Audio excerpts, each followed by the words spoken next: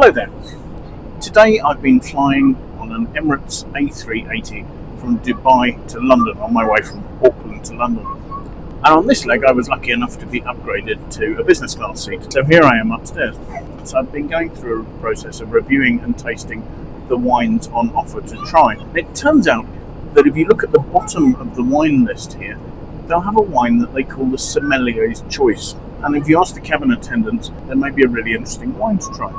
So the Sommelier's Choice on the flight I'm flying on today turns out is a Grand Cru Burgundy. So in my glass here I have a pour of 2014 Louis Latour Chevalier Montrachet Les Demoiselles. So this will be a barrel fermented Chardonnay from some of the most fabulous white wine vineyards anywhere in Burgundy. So in the area between the villages of Chassagne and Palate, you have shared between the two communes the vineyards of Le Montrachet, but also you'll have the other Grand Crus such as Chevaliermontrachet, Montrachet that share a portion of this fabulous hillside. Now I don't have a lot of information about this wine, but being a Grand Cru, it's from a fantastic site.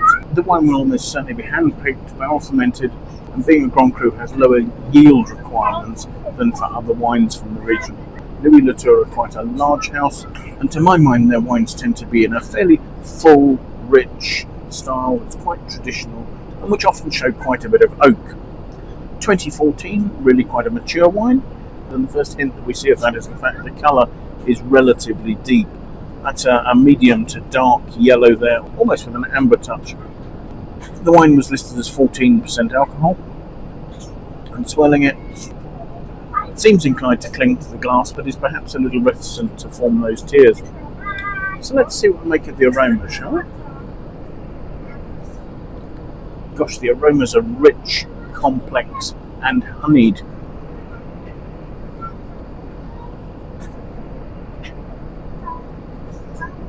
There's lovely richness. There's obviously creaminess from these, but there's almost a sort of a toffee apple note, that seemingly sweet richness, and a lovely pungent sugary note that's showing development. There's plenty of interesting aromas there, and all of course in a white wine that's 11 years old, beautifully mature, beautifully married. So let's have a taste.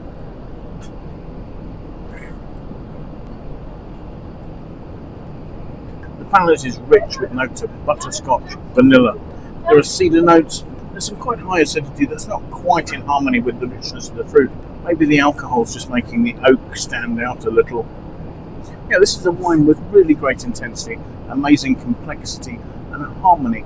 And I probably have to say it may not be the greatest Grand Cru wine around, but to get the opportunity to try a wine of this quality level on a flight where I've been upgraded from an economy ticket is a real treat. So yes, I've tried the whole range of wines available on this flight, and in honesty there's not a single wine I wouldn't buy and drink at home. They've all been good quality wines that have been well chosen to go with the food that's being served on the flight. They give a reasonable spread of options, and on a number of occasions have been really excellent. I should also say that the crew on today's flight have been fantastic in helping me to try these different wines throughout the flight, so I'd like to thank them for that.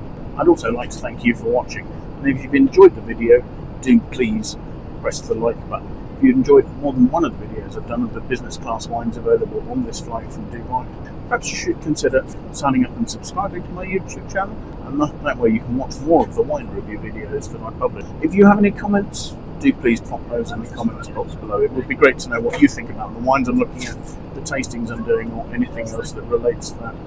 If you have any friends you think might like to watch the video, do please pass it on to them. I'd really appreciate your support in that way. I will of course leave a link to the Wine Searcher webpage for this vintage of this wine, so that you can find out if this vintage or other vintages of the wine are available near you and at what price. I'd highly suggest following that link because I do expect that this is a wine with quite a high price. So thanks again for watching, and I do hope you'll manage to make some time and come and join me for another wine tasting video in the very near future. Till then, bye for now.